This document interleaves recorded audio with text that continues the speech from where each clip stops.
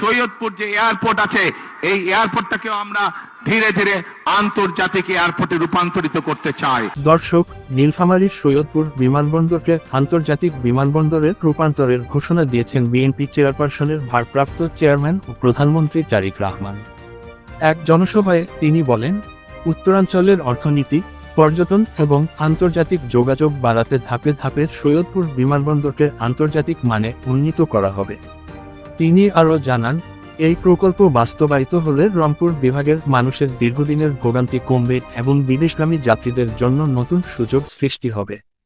এদিকে স্থানীয় ব্যবসায়ী ও সাধারণ মানুষ এই ঘোষণাকে স্বাগত জানিয়েছেন।